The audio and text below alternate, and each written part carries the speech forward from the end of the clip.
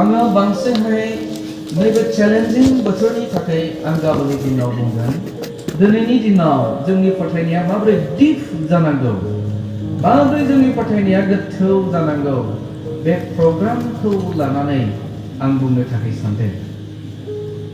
जोङो बयबो न' लुयोना जोङो जेब्ला न' लुबाय जोङो प्रथमाव जों मा खालामो जों फाउन्डेसन खालामो जाय न'नि बिथाया फाउन्डेसना गोथौ हा जावनानै सिंनिफ्राय बेखौ गोग्गोमै फाउन्डेसन खालामनाय नङा बे न'आ एसे बार फैब्लानो गुनानै थांगोन गोग्लैनानै थांगोन।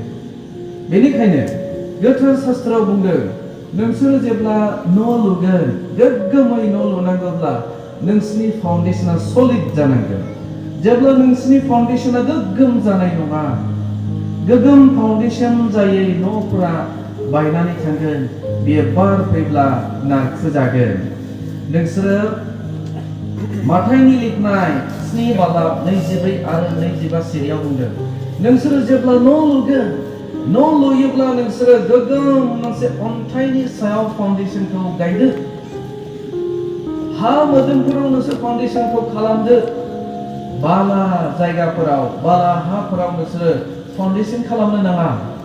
जेब्ला नोंसोरो लुज मोनसे जायगायाव फाउन्डेसन खालामगोन बे जायगायाव फाउन्डेसन खालामनाय नङा। जेब्ला जोंनियाव मा बारहुंखा फैयोमोनलाय सेमोननि बारहुंखाखौ जों मा बुंनानै मिथिदोंमोनलाय पानि होनदोंमोन ना पानि बुंदोंमोन दा बे ओरैबायदि बिफां लाइफां सिफायजोबदों न' बांफोरखौ सिफायजोबदों। पानि होननाय बारहुंखा फैयोब्ला न'फोरा बायनानै थांगोन साइक्ल'न फैयोब्ला बायनानै थांगोन। टाइफुन अबयसे टाइफुना जोंनियाव बारा जाया ना गुबुन कान्ट्रियाव टाइफुन बिराद जायो। सुनामि इन्डियायावबो जाखांबाय बेफोरबायदि जायोब्ला जोंनि न'फोरा बायनानै थाङो। दा बेखायनो न' गंसेखौ माबोरै नोंसोर सलिड फाउन्डेसन खालामो एस लाइक नोंनि न'नि मोनसे सलिड फाउन्डेसन बेबायदि फाउन्डेसन खालामनो थाखाय जोंनि ख्रिस्टियान जिबनखौ ख्रिस्टनियाव गोग्गोमै गोथौहै फाउन्डेसन खालामनानै जोंखौ लानो थाखाय थिनदों। बेबायदिनो बे आसा आरो मिजिंखौ लानानै दिनै बर' बाप्टिस्ट कनभेन्सना जोंनि बर' बाप्टिस्ट कनभेन्सननि गासै बिसासिफ्रा फोथायनायाव मोनसे डिप फाउन्डेसन जानांगौ होननानै एभ्रि इयार बे दिनै डिपार लाइफ कनफारेन्सखौ खुंनानै एकदम मा बुंनाय जादों go ahead little more go deeper बेखौ बुंबाय थानाय जादों। बेनिखायनो नोंसोर साफ्रोमनियाव नैबे ख्रिस्टखौ फोथायनाय बेखौ इसोर होननानै नाजावनाय बेनि सायाव फोथायनाया डिप मोनसे फाउन्डेसन जानो नांगौ। जोंनि जिबनाव एनि टेम्पटेशन एनि टर्चार ख्रिस्टखौ फोथायनायनि थाखाय जोंनियाव माखासे बेफोरबायदि तारनाफोर फैयोब्ला बियो जेन जोंनि बारहुंखाफ्रा न'खौ जेरै सिफायनानै थाङो जोंनि फोथायनायखौ जोंहा सिफायनानै लांनो हाया। बिनि थाखाय दिनै बिबिसिआ नोंथांमोननि स्पिरिचुअल लाइफखौ दिनै गोथौसिनाव गायसननानै होनो थाखाय नैबे प्रग्रामखौ खालामबाय थानाय जायो। दा बेबायदि मोनसे डिप फाउन्डेसन जों माबोरै खालामनो हायो जोङो गोथौ फोथायनायखौ जेरै माबोरै रोदा सुहद होनो हागोन बिनि माखासे बाइबेलाव जोंनो आदब खायदाफोर होनाय जादों। जोङो जेब्ला नायगोन इसोरा जोंनो माखासे बाइबेल पदफोर होदों। जागायजेननाय बिजाबनि 22:1-19 सिरियाव आब्राहामनि फोथायनायखौ गोथौसिनाव लांबावनो थाखाय आब्राहामनि फोथायनायखौ बांसिन डिप खालामनो थाखाय इसोरा मोनसे टेस्ट लाबोदों आनजाद लाबोदों फरिखा लाबोदों। अनजाग्राफोर आं सासे BA पास मानसि सेकुलाराव आरो बाइबेलाव आं सासे MD कमप्लिट पास खालामनाय मानसि मास्टार अफ डिभिनिटि। जेब्ला आङो बे मोननै डिग्रीखौ मोननो थाखाय आङो सेस्था खालामदों आङो बिराद हार्ड लेबार खालामनांदों। आंनि एसाइनमेन्टफ्रा ओरैबायदि एकदम टाफमोन डिजार्टेशन पेपारफ्रा ओरैबायदि माने गोरामोन रिसार्च पेपारफ्रा बेफोरखौ खालामनो थाखाय आं बहुत खस्थ' खालामनांदों। खस्थ' खालामै खालामै रिसार्च खालामै जेब्ला कमप्लिट जाबाय जोंनि एसाइनमेंट पेपारफ्रा थिसिसफ्रा जेब्ला थिक जाबाय अब्लासो जोंखौ मा खालामो डिग्री जोंनो होयो। जों एग्जाम पास खालामनो हायाब्ला रावबो BA पास जानो हाया, मेट्रिक पास जानो हाया, LP स्कुलखौबो नोङो पास जानो हानाय नङा। Every degree लानायनि सिगां there is a test and examination in your life. एखे रोखोमनि अब्राहामनि फोथायनायखौ प्रमोशन खालामनो थाखाय गोजौआव लांनो थाखाय इसोरा बिनि जिबनाव गेदेर मोनसे आनजाद लाबोदोंमोन। बियो एज लाइक एग्जाम। बेबायदि जेब्ला इसोरा लाबोदों अब्राहामा बे एग्जामखौ पास जादों, बियो क्वालिफाइड जादों। जेब्ला नोंसोरो जागायजेननायनि 2 बाला 1-19 फरायगोन, बेयाव बुंनाय दं इसोरा अब्राहामनि फोथायनायखौ टेस्ट खालामदों होननानै बुंनाय दङ। गेदेर मोनसे खामानि मावनो होदों, बुंदों नोंनि सासेल' गथ' आइजाक होननाय फिसाज्लाखौ नोङो हाजोआव लांनानै बोलि होदो। आंनो बोरमाजों बोलि होनायखौ नाङा, फुल बिबार बावनानै बोलि होनायखौ नाङा, ओमफ्राय नोंनि सासेल' फिसाज्लाखौ नोङो बन लांनानै बेयाव अर सावहैनानै बोलि होनांगोन। बे आनजादा जोंनि थाखाय जोबोद गोब्राब ना? जोङो गावनि फिसाज्लाखौ माबोरै बोलि होनो, जोंनि गथ'फोरखौ माबोरै बोलि होनो? एज ए हिउमेन बिं हिसाबै जोंनि थाखाय बे जोबोद मोनसे चेलेन्जिं, जोबोद गोरा, हाथावथाव नङा, बियो सम्भब नङा, इम्पसिबल। नाथाय नोङो इसोरनि बोसोनखौ मानिनो हायोना हाया? बे गोब्राब मोनसे आनजादखौनो अब्राहामनि खाथियाव लाबोनानै थिनदो। नोंनि गथ'खौ नों हाजोआव लांनानै बोलि हैदो। अब्राहामा गोबां साननो गोनां जादों। बे माब्रै जाखो? आं इसोरखौ दिनै 100 फोथायो। बिनि राहा होनायखौ आं माब्लाबाबो बावा। इसोरा आंनि जिबनखौ गोबां आशीर्बाद होनानैसो नै बेबायदि जादों। बिनि बोसोनखौ आं मानिजोबनो नांगौ। दिनै बियो आं जायखौ बोलि होनो हाथावथाव नङा बेखौसो दिनै बियो बिबाय। बे समाव आं मा खालामगोन? अब्लाबो अब्राहामहा गेदेर इसोरनि सायाव फोथायनाय दंखाय, दे आफा इसोर, नोङो जुदि बेखौनो बिबायब्ला, बेखौनो हामजाबायब्ला आं बेखौबो दिनै बोलि होनोसै। बे खोथाखौ मानो बुंनो हादों? अब्राहामहा ओरैबायदि इसोरनि सायाव फोथायनाय दङमोन। गथ' जोनोम होनायाबो बे इसोरनि आखायाव दङ। गथ'फोरखौ गाव लांफिननो इच्छा जानायाबो बिनि आखायावनो दङ। जोङो मानसि, जोंहा जेबोआनो गैया। एभ्रि अथरिटिया जाबाय बे इसोरनि आखायावनो दङ। बेखायनो बे बिबायब्ला आं बेखौ माना खालामनो नाङा, बेखौ आं इसोरनो होनांगौ। हुदा बिजाबनि लिरनाय 3 बाला 39 सिरिखौ फरायलाय। बेयाव मा बुंदों? इसोरनि क्षमताखौ बेयाव लिरनानै दोनदों। बेयाव इसोरनि बायख'आ बेबायदि बुंदों, दानो नायदो, आंनो इसोरा, आंनि बाहेरे आरो गुबुन नंथारगौ इसोर गैबावलिया। आंनो सिखारो, आंनो गोथाङै दोनो, आंनो जखम खालामो, आंनो सोखायो, आरो आंनि मावनो गोसो जानायखौ हमथानो रावबो बोलो गैया। माने सोल अथरिटिया इसोरनि आखायावनो दङ। बे सासे गथ'खौ आं बोलि होयोब्ला गुबुन गथ' होफिननो थाखाय हायैनि बे इसोरहा जेबो मानि गैया।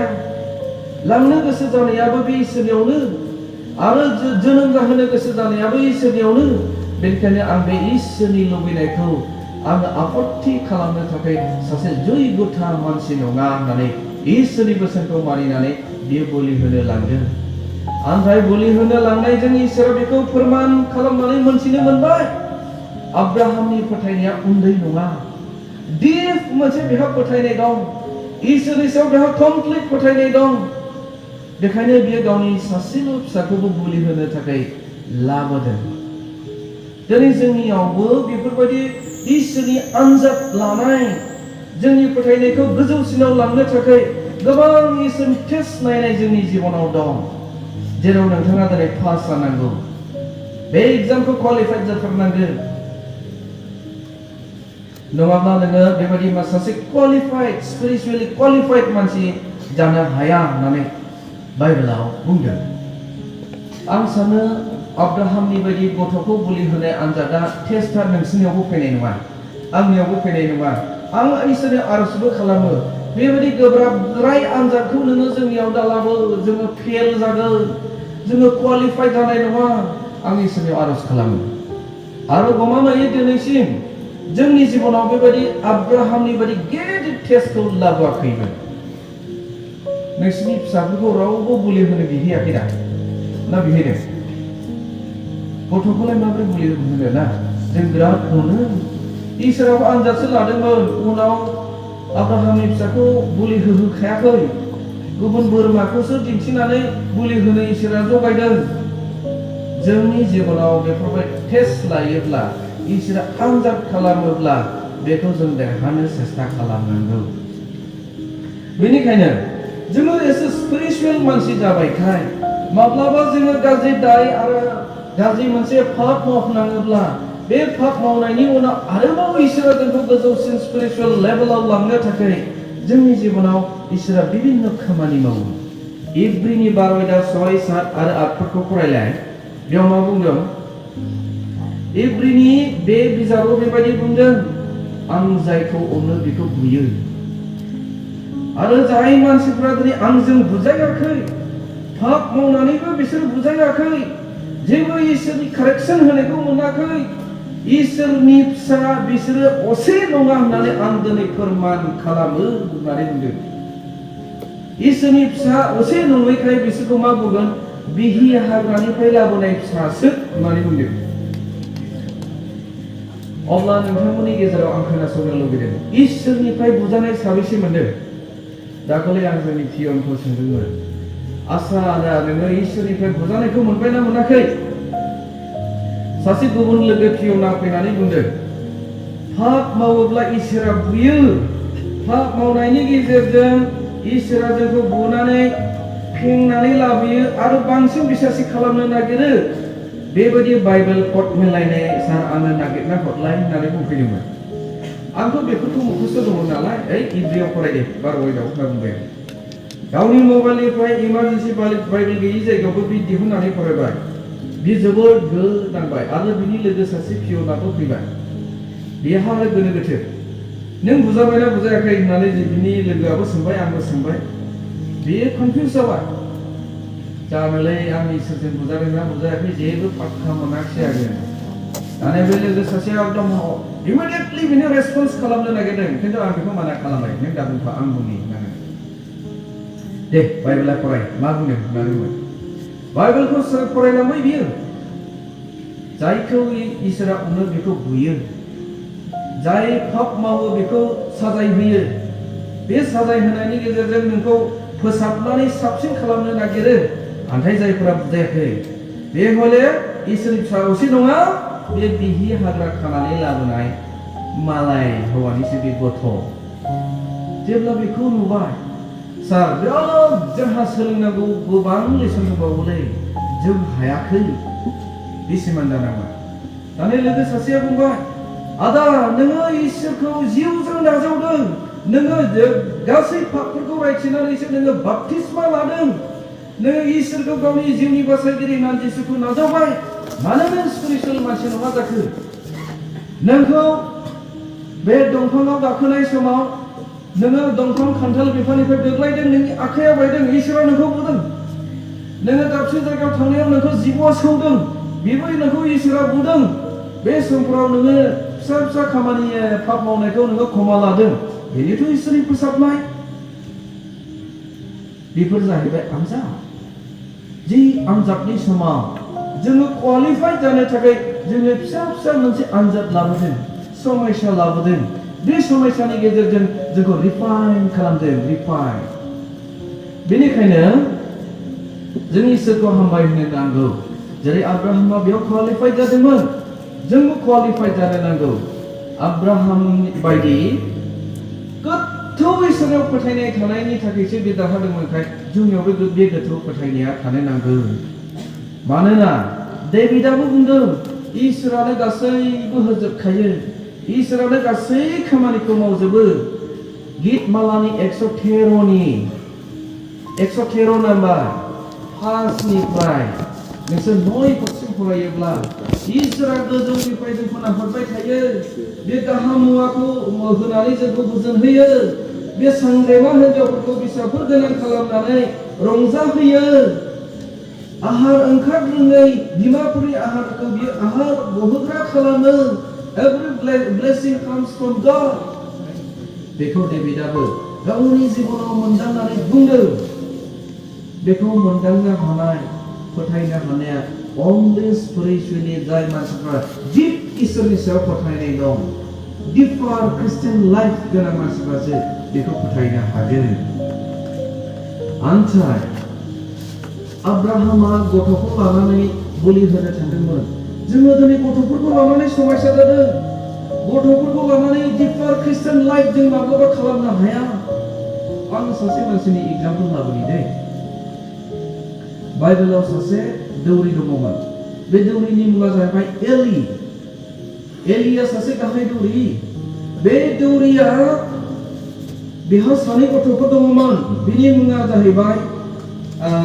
फिनेहास अफनि आरो फिनेहास नोंसोर बेखौ बाइबेलखौ फरायनो इच्छा जादोंब्ला 1 सामुएलनि लिरनाय 2 निफ्राय 22 सिरि अफनि आरो फिनेहास बे सानैया एलिनि फिसाज्लाफोरमोन ओरैबायदि दुस्थ गाज्रिमोन बिसोरो जेब्ला गोथार बोलि बावनो मानसिफ्रा बेदर फिसाफोरखौ संनानै लाबोयो संनानै लाबोनाय समाव संफुनाय समावबो बिसोरो लहा गोफारफोरखौ लानानै सुखांनानै जाहैयो जेब्ला बेबायदि बुङो बेखौ मानो जासनखो फोरबोनि मुङै जों बावनो थाखाय गोथारै बेखौ प्रिपारेसन खालामदों संदों बेखौ बिसोर खोनासङा माहाजोननि गथ' जानायलाय एलि दौरिया एसे गेदेर मानसि जानायलाय बिनि फिसाज्ला जानायखाय दादागिरि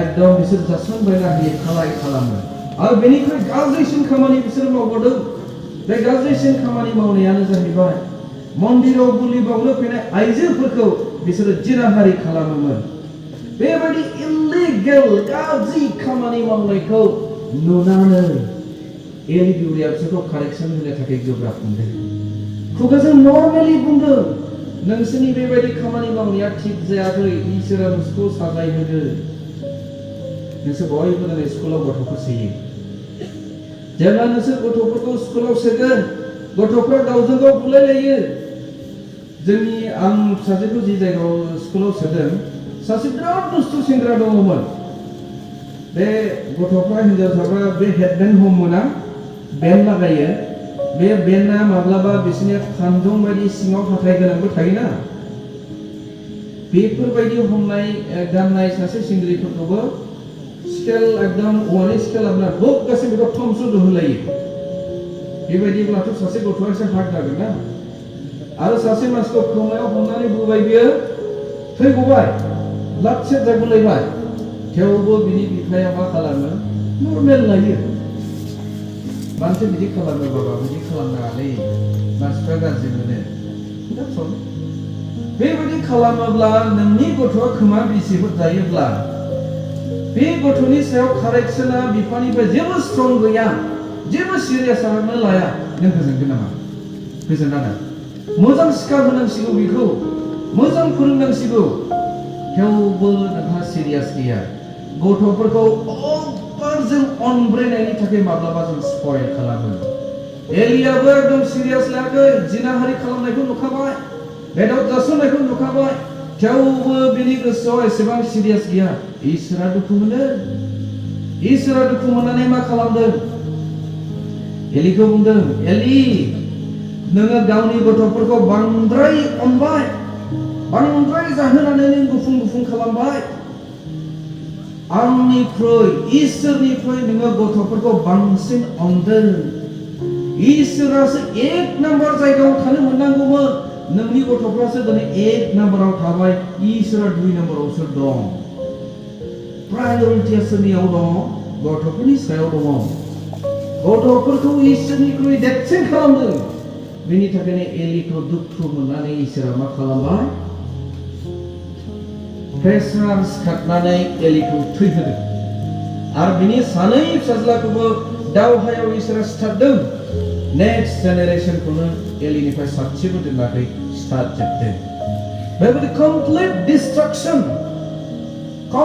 डिस्ट्राक्शन इसोरा मानो लाबोदों कारना जाहैबाय एलि दौरिखौ स्पिरिचुअली मैच्योर खालामनो थाखाय स्पिरिचुअली बेखौ प्रमोशन खालामनानै लांनो थाखाय स्कोप होब्लाबो हायाखै गावनि गथ'फोरखौ प्रायोरिटी होदों बियो हरे जों दहाय आब्राहामनि जिबनाव नुनो मोनदों इसोरखौसो बियो प्रायोरिटी होदों गथ'खौ होआखै बियो बिनियाथ' फिसाला सानै दंबावोसोमोन अब्राहामनिया बे सासेखौनो बिजादों बेखौबो हैदों बियो बेनिखायनो जोंनि स्पिरिचुअल लाइफ गथ'फ्रा बेबायदि गाज्रि खामानि मावनायखौ जों माब्लाबा कमप्रमाइज जानानै थायो गथ'फ्रा पापनि खामानिखौनो मावोब्लाबो जों कारेक्शन होनो गोसो जाया जोङो हगारसारनो गोसो जायो बेबायदि जुदि जाबायब्ला गोबां न'खर दङ गथ'फोरनि थाखायनो दिनै बिसोरनि न'खरनि स्पिरिचुअल लाइफआ दिनै प्रमोशन मोनाखै हदाय सिन्थायानो सिन्था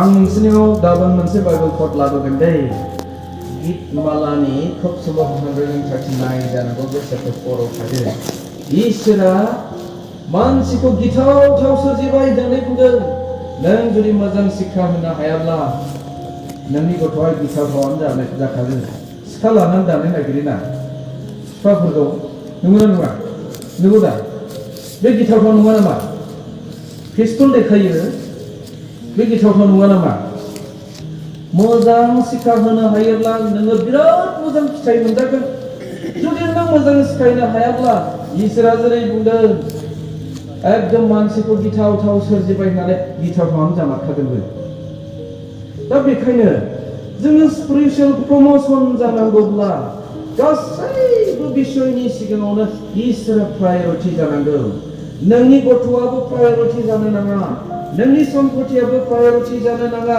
नोंनि पजिशनाबो प्रायोरिटी जानो नाङा नोंनि मान सन्मानाबो प्रायोरिटी जानो नाङा सेथि मासियाखौ इसोरासो मोननांगौ बेनिखायनो जोङो सेथि मासिखौ इसोरनो होनो थाखाय जोङो इच्छा खालामनि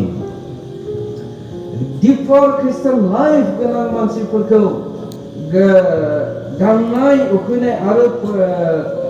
उखैनायफ्रा जोंनि नाथ'नि जानायफ्रा डिपर ख्रिस्टान लाइफ गोनां मानसिफोरखौ माब्लाबाबो बोख्लायनो हानाय नङा बाइबेला बुंदों नोंसोरो जागायजेननायनि 10 आरो 11 सिरिखौ फरायोब्ला आब्राहामा बेयाव मोनसे आंखालजों भुगिनांदों जेब्ला कानानाव सहैदों नेगेब होननाय जायगायाव सहैदों बे जायगायाव ओंखाम आंखाल जादों ओंखाम आंखाल जानानै गावनि परियालखौ फिसिनो बेहा दिगदार जादों बे समाव बे इसोरखौ दुसियाखै इसोर नोङो आंखौ मानो ओंखाम उखैनाय जायगायाव लाबोखो इसोर नोङो आंनो बेबायदि मानो खस्थ' जायगायाव लाबोखो स्पिरिचुअल मानसि जानायनि थाखाय आब्राहामा इसोरखौ दुसियाखै ओमफ्राय बेनि एगेन्स्टै जों जेब्ला नायगोन इजराइलारिफ्रा जेब्ला मारु गोरान फोथाराव जार्नि खालामदोंमोन मोनजायैनि थाखाय बिसोर कमप्लेन खालामदों मोनलोङैनि थाखाय बिसोर कमप्लेन खालामदों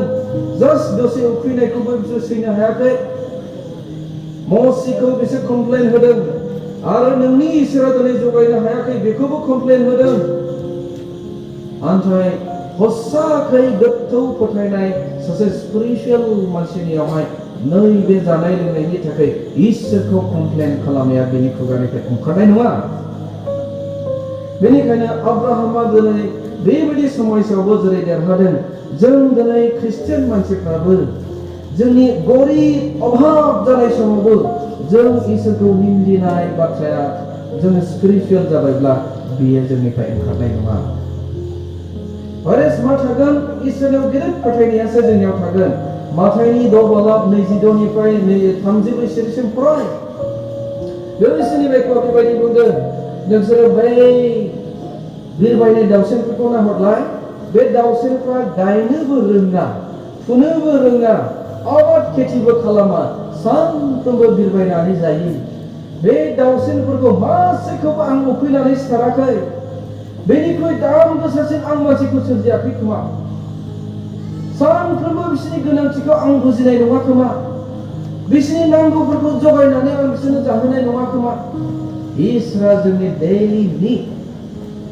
दैलि ब्रेडखौ बियो मिथिगौ बियो जोंनो जगायबाय थानो थाखाय जोंनो प्रमिस खालामदों बिश्वासि मानसिया नैबे इसोरनि जबानाव सोनारनानै थागोन खिन्थु दिनै बिनि उल्थाहै बुंनाय जोंहा गोबां मानसिफोर थायो आर्थिक अबस्थायाव गैयाब्ला जिउआवबो गैया होननाय सोदोब खोनाबायना खोनायोना मोदोमाव गैयाब्ला जिउआवबो गैयालै बुङो दा माने बेहा सम्पति गैया थाखा फैसा गैया नालाय बेखायनो बिश्वासिबो जानो हाया अभाब जायोब्ला स्वभाब नष्ट जायोलै सोदोब खोनादोंना बेफोरबायदि आवाज What is this?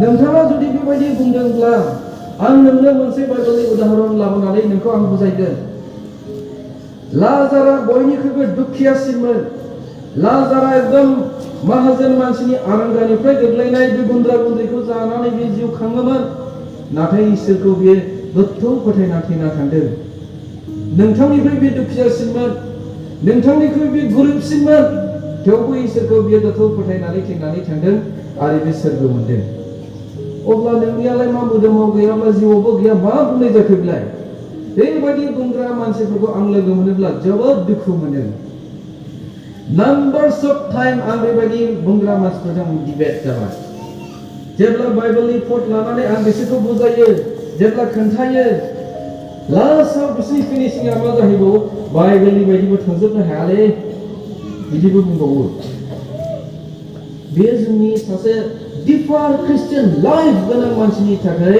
बे बाथ्राया बिनि खुगानिफ्राय ओंखारनो नाङा जुदि बियो बेबायदि बुंदोंब्ला बिनि फोथायनायाव गोरबोर दङ डिपार बिहा फोथायनाय गैया बेनिखायनो बियो बेबायदि जादों आरो नेक्स्टआव आं बुंनो थाखाय लादों रमनि लिरनाय 8:35 निफ्राय लानानै 39 सेरिसिम पौला बेयाव माबायदि बाथ्रा बुंदों क्रिस्ट'नि अननायनिफ्राय जोंखौ सोर बोखानो हागौ ना गांनाया ना उखैनाया ना जोंखौ होसोनाया ना जोंखौ समायसा खालामनाया मोनसेबो बिसया जोंखौ जिसु ख्रिस्ट'नि अननायनिफ्राय बोखानो हानाय नङा बिसोर दिनै डिपार क्रिस्टियान लाइफ गोनां मानसि बेबायदि दिनै बिबिसिया नोंसोरखौ खालामनो नागिरदों जब्रा जायोब्लाबो नोंसोरो ख्रिस्ट'नि अननायनिफ्राय गोजान जानाय नङा उखैनांब्लाबो नोंसोर ख्रिस्ट'नि अननायनिफ्राय गोजान जानाय नङा दिनै नासयजाब्लाबो नोंसोर ख्रिस्ट'निफ्राय गोजान जानाय नङा बेबायदि सलिड गोथौ रोदा सुनाय ख्रिस्टियान जेब्ला नोंसोरो जागोन अब्लासो नोंसोरहा सोरगो रायजोआव मुकुट मोनगानहैनायनि नोंसोरहा अधिकारि थागोन जोंनियाथ' माहाजोन जाद्रायब्लाबो समयसा गरिब जाद्रायब्लाबो समयसा बांद्राय माहाजोन जाब्ला धोरोमाव थानो हायालायनो गोबां बिश्वासिफ्रा बिदि बुङोलाय बांद्राय गरिब जायोब्लाबो फोथायनायाव थानो थाखाय गोब्राब जायोनो आं बेराफारनैथिंजायबो बुंनो थाखाय आंहा बाइबेलनिफ्राय रेफारेन्सफोर दङ नोंसोर मिथिगौ जबा सानजा हादराव बयनिख्रुइबो बियो दोहोनिसिनमोननो बेजों समान दोहोनि मानसियानो गैयामोन जोंनि आम्बानियाबो हाबनाय नङा बेनिख्रुइ बियो दोहोनिसिन मानसिमोन आरो आब्राहामखौ माबोरै दोहोनि सानदों नोंसोरो बहुत कोटि कोटि सम्पतिनि मालिकमोन बिबो सासे दोहोनि मानसिमोन बियो बे दोहोनि मानसिफ्राबो दिनै सम्पतिखौ लानानै धनखौ लानानै स्पिरिचुअल लाइफआव डाउन जायाखै बयनिख्रुइबो गोजौसिन टप लेभेलावसो बिसोर थादों बयनिख्रुइबो दुखियासिन मानसि लाजार बेबो स्पिरिचुअल डाउन जायाखै बेबो दिनै डिपार क्रिस्टियान लाइफ गोनां बियो मानसि जानो हादों मेटार अफ नोंनि कन्ट्रल नों माबोरै गावखौ हमथानो हायो बेनि सायावसो पौला बेनिखायनो फिलिपियारिफोरनो गांसे लाइजाम लिरहरब्ला बुंदों आङो गासैखौबो सोलोंखाबाय आग्लाय बिग्लाय मोनब्लाबो धनी जाब्लाबो सम्पतिजों उसिफावनाय जाब्लाबो माबोरै आं स्पिरिचुअल मानसि जानानै थानांगौ आं बेखौबो सोलोंबाय आरो एकदम हावरियाथार जाब्लाबो उखैनांब्लाबो आं रसा नांब्लाबो माब्रै आं स्पिरिचुअल मानसि जानानै थानांगौ बेखौबो आं सोलोंखाबाय। डिपार क्रिस्टियान लाइफ गोनां मानसिफोरा बेखौसो दिनै सोलोंनानै लानो नांगौ। नोंनि दुखियायाबो नोंखौ स्पिरिचुअल लाइफनिफ्राय गाहायाव बोख्लायनो नाङा। नोंनि सम्पथियाबो नोंखौ स्पिरिचुअल लाइफनिफ्राय गाहायाव बोख्लायनो नाङा। बेनिखायसो दिनै नोंसोर डिपार लाइफ कनफारेन्सआव फैदों। बेबायदि दिप मोनसे फोथायनाया नोंसोरनि जिबनाव थानो नांगौ। Deeper life Christian, deeper life गोनां सासे क्रिस्टियानखौ जोंनि फ्लेशलि मोनसे डिजायारफ्रा, देहाखौ लानानै लुबैनायफ्रा जोंखौ बोख्लायनो हानाय नङा होननानै बाइबेला जोंनो खिन्थादों। जेब्ला जागायजेननायनि 39:7-10 बेयाव फरायगोन, बेयाव मा बाथ्रा लिरनाय दङ? अल्ड टेस्टामेन्टआव सासे जसेफ होननाय मानसि दङमोन। बे जसेफआ जोबोद महर गोसा सेंग्रामोन। बेखौ पटिफारनि न'आव दोनफैनाय जादोंमोन। पटिफार सानथ्रि गाहायनि हिनजावा बे जोब्लाखौ सिरि सिरि गोसो थोखोमायोमोन। गोसो थोखोमानानै मा खालामबाय? माब्ला सुबिदा मोनगोन बे सेंग्राखौ आङो हाबाव खोख्लैनो थाखाय बेखौ सुबिदा लाबाय थादोंमोन। ओमफ्राय जसेफआ ओरैबायदि स्पिरिचुअल मानसिमोन, बेखौ बिनि टेम्पटेसना हाबाव खोख्लैनो हायाखै। सानसेखालि जेब्ला न'आव रावबो मानसि गैया जाबाय, सुनसान जाबाय, बेखौ न' सिङाव हाबफानानै पटिफारनि हिनजावा जिनाहारि केसाव खोख्लैनो नागिरदोंमोन। ओमफ्राय स्पिरिचुअल सासे मानसि जानायनि थाखाय बे न' सिंनिफ्राय जसेफआ खारनबोदों। बिनि सि गाननायखौ हमथानानै लाखिदों आरो उल्थाहै बिखौ कमप्लेन होबावदों, बे मानसिया आंखौ बलात्कारि खालामनो नागिरदोंमोन होननानै। जोंनि गेजेराव जायफ्रा जोबोद स्पिरिचुअल मानसि, जोबोद दिप जिसु ख्रिस्टखौ फोथायनाय दङ, गोथौ रोदा सुखाबाय, बे मानसिफ्रा बेबायदि आनजाद आरो टेम्पटेसनाव जसेफ बायदि एरायगोन। जसेफ बायदि एरायनानै बे खारग'नो सेस्था खालामगोन। ओमफ्राय दिनैबो जाय बेक्तिफोरा स्पिरिचुअली दिप मोनसे फोथायनाय गैया, गोथौ जिसु ख्रिस्टनि सायाव फोथायनाय गैया, बे मानसिफोरा हले बेबायदिखौ सुबिदासो नागिरबाय थागोन। जोबनाय बोथोराव मानसिफ्रा बेबायदि असह्य खामानि मावगोन, गावनिखौल' नागिरगोन, गाज्रिखौ मोजां मोनग्रा जागोन। जि जायगायाव हौवा मानसि थाया, बेयाव हिनजाव मानसि थानायाव सिरि सिरि थानाय बे हिनजावफोरखौ लोगो लानानै गाज्रि खामानि मावगोन होननानै 2 तिमथिनि लिरनाय 3:6 बेयाव लिरदों। ओमफ्राय जोंखौ बेबायदि इसोरा जानो होआखै। इसोरा जोंखौ माबायदि जानो होदों?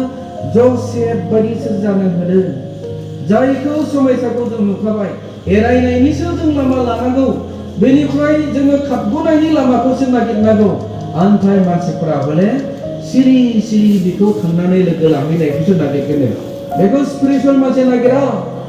जाय मानसिफ्रा मोदोमजों दैदेनजानाय, नामावल' बाप्तिस्मा लादों, नामावल' बिसोरो दिनै जिसु ख्रिस्टनि मुंखौ साखि होदों, बे मानसिफ्रा हले ख्रिस्टियानब्लाबो बेखौ नागिरगोन।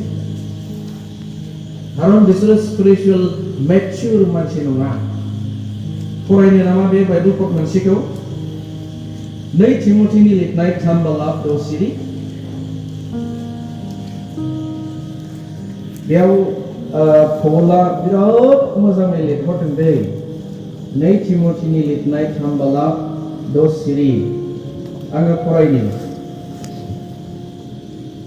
मानोना बिसोरनिफ्राय खायसे न'आव हाबखोमानानै पापफोरजों होसिनजानाय, बायदिसिना लुबैनायफोरजों दैदेनजानाय साननो रोङै हिनजावफोरखौ हमो। बेनो जाहैबाय स्पिरिचुअली इमेच्युर मानसिफोरनि बे खामानि, बिसोरनि बे केरेक्टार। ओमफ्राय इसोरनि बाथ्राया जोंखौ बेबायदि जानो होआखै, बेबायदिनिफ्राय जोंखौ खारग'नोसो दिनै जोंखौ बोसोन होदों। बेनिखायनो फैदो जोङो दिनै बेबायदि समायसानिफ्राय खारग'ग्रा, सैथोखौल' नागिरग्रा, जिसु ख्रिस्टखौ गावनि जिउनि बासायगिरि होननानै सिगाङाव हदाय प्रायरिटि हिसाबै दोनबाय थाग्रा जों मानसि जानो थाखाय नाजानि। बेबायदि दिप सासे ख्रिस्टीय फोथायग्रा, डिपार लाइन ख्रिस्टियान जिबन गोनां मानसि खालामनो थाखाय जोंखौ सहाय होग्रा इसोरनि जिउ दङ। बे जिउआ जुदि नोंनियाव थानानै नोंखौ सलायोब्ला नोङो डिपार लाइफ गोनां सासे ख्रिस्टियान जानो हागोन। 1 करिन्थियानि लिरनाय 3:16 बेयाव बुंदों, नोंसोरो मिथिया नामा नोंसोरनि मोदोमा ख्रिस्ट' थाग्रा गंसे मन्दिर, बे मन्दिराव ख्रिस्ट'आ थायो, आत्मा महरै बियो थायो। बेनिखायनो बे हानि मोदोमखौ नोंसोरो लेथ्रा दा खालाम। बेखौ जाया लेथ्रा खालामगोन बे मानसिखौ आंबो नस्थ' खालामफिननाय जागोन होननानै बुङो। आङो एग्जाम्पल हिसाबै प्रेक्टिकेलि जाय व्यक्तिफोरखौ आं नुबोबाय, बे मानसिफोरनि मुंखौ बुंनानै आं नोंसोरनो खोन्थायोब्ला बहुद नोंसोरो इनकारेज मोनगोन, खिन्थु आं मुं खारिनानै बुंनो इच्छा गैया।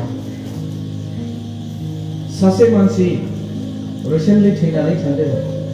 जब्रा जानाय समाव ओरैबादि गाज्रि खस्थ' मोनबाय, खस्थ' मोननानै बियो दिनै मोनसे खमा लालायबाय, नेक्स्ट मोनसे खमा लालायबाय, बिनि गोबाव बोसोरनि उनाव खमा लालायबाय, आरो माखासेखौ बुंनोनो हायालै, बुङोब्ला न'खरानो बायफ्रुगोन, बिदिबो थाबावबाय।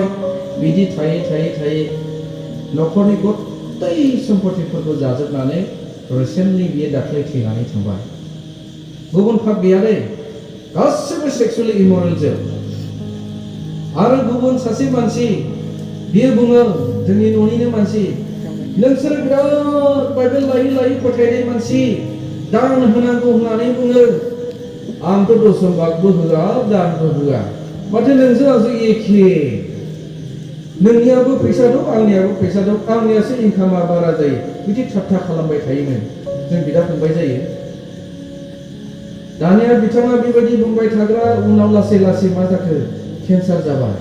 डक्टर नागिरदों, डक्टर नागिरब्लाबो एकदम डक्टरफ्रा सोखानो हायाखिसै। बियो दा रानख्रेबै रानख्रेबै रानख्रेबै जोबथा मोनसे अबस्थायाव दं।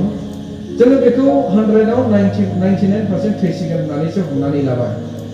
दा बियो जों थाङोब्ला बुङो, आदा आं नोंखौ बिराद अफदस्थ होदोंमोनलै, आं दान दशम भाग होआ, नों होयो, नोङो बिसासि आंबो बिसासि, अब्लाबो नों जेरै मोजां आंबो मोजां, नों जेरै दहनि आंबो बेबायदि दहनि, नोंसोर इसोर फोथायनाय मानसियालाय माथो जेबो मोनदेरनाय गैया। बेबायदि अफदस्थ होनाया आंनिया बिराद गोरोन्थि जादों, भुल जादों। दा आङो गथ' गथायनि थाखाय मोनसेबो सम्पति गालांनायनि थाखाय आंहा जेबो मोनसे सुबिदा फैयासै, गासैखौबो फानजोबनानै आं ट्रिटमेन्ट लानांगौसो अबस्था जाबाय। निज गावनि खुगाजों दिनै सिखार जानो गोनां जादों। इसोरनि बुजानायखौ दासो बियो मोननानै बियो बुजिनो हादों। बेखायनो अनजाग्रा लोगोफोर, इसोरा इसोरानोखा, बेजों रावबो गेलेनो हाया। जोंनि जेसेबां बोलो थाया मानो, इसोरनि नोजोराव बे सुफुंगासेल'। जोंहा जेसेबां गियान गैया मानो, इसोरनि नोजोराव बे मेगन मोख्रेबगासेल'। नों मैदेर बायदि मानसि जानो हागौ, इसोरजों नों जेबो जुजिनो हाया। बेनिखायनो जोंनि सम्पतिखौ लानानै, धनखौ लानानै, रोंनायखौ लानानै, जोंनि पजिशनखौ लानानै स्पिरिचुवेलि जोङो डाउन जुदि जायोब्ला जोंहा जोबोद लस दङ। जोबनायाव जिउनि मोननांगौखौ नोङो मोननाय नङा।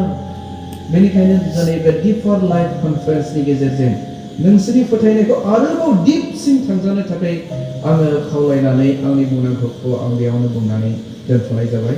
इसोरा गिदिर आशीर्बाद खालामथों। आं आरज खालामो दे। अनसुला इसोर बिहु आफा, बे समाव आं नोंखौ हाजासे हामबाय होननानै बुङो। दिनै बे डिपार लाइफ